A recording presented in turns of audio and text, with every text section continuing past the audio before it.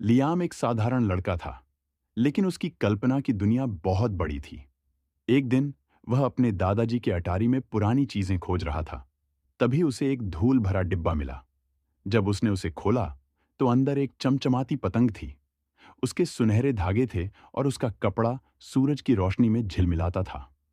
जिज्ञासावश Liam पतंग को खुले मैदान में ले गया और उसे उड़ाने लगा। जैसे ही पतंग हवा में ऊंची उठी, कुछ जादुई हुआ।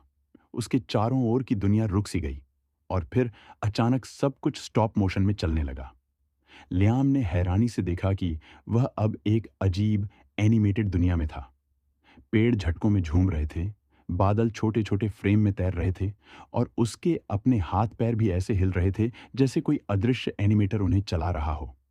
पतंग उसे ऊपर खींचने लगी और देखते ही देखते वह हवा में उड़ने लगा। नीचे की दुनिया खिलौनों जैसी दिख रही थी।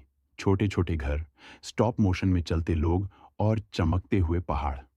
पतंग उसे एक जादुई जगह ले गई, जहां रंग और भी चमकीले थे और हवा में सुनहरी रोशनी फैली थी। तभी उसने देखा कि आसमान में एक बड़ा काला साया मंडरा रहा था। एक विशाल कैंची। यह कट्टर नाम का एक दुष्ट कठपुतली था, जो इस स्टॉप मोशन दुनिया का खलनायक था। वह लियाम की पतंग की डोर काटकर उसे इस दुनिया में हमेशा के लिए फंसाना चाहता था। तुम यहाँ के नहीं हो लड़के, कट्टर गुर्राया। इस दुनिया को वही नियंत्रित कर सकता है जो इसकी जादुई रचना को समझता हो। लियाम को एक तरकीब सूझी।